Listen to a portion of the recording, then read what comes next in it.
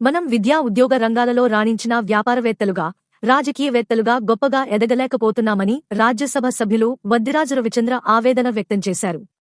జనాభాపరంగా చూస్తే 2 తెలుగు రాష్ట్రాలలో 300 కాపులు, బలిజ, తెలగ, ఒంటరి, తూర్పు కాపులం అత్యధిక సంఖ్యలో ఉన్నామన్నారు.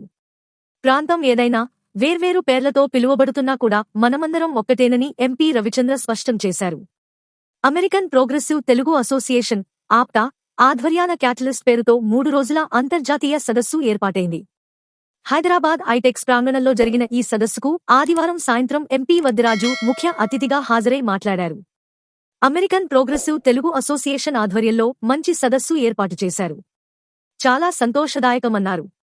సదస్సుకు హృదయపూర్వక స్వాగతం, సుస్వాగతం చెబుతూ అందరికీ నూతన సంవత్సర, సంక్రాంతి శుభాకాంక్షలు తెలిపారు.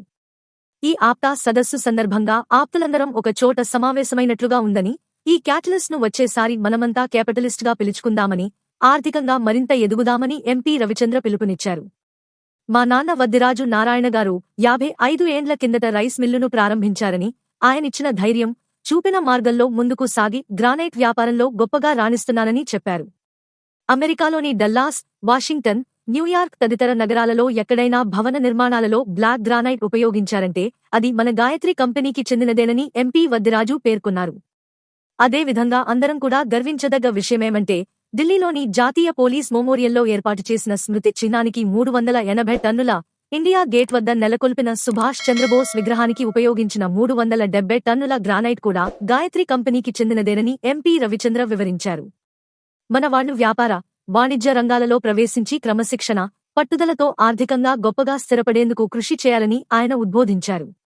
కాపులమంటే అన్నదాతలమని, 10 మందికి సాయం చేసేవాళ్లమని, ఆర్థికంగా ఎదిగిన తర్వాత బంధుమిత్రులకు అండగా నిలవడం మంచిదన్నారు.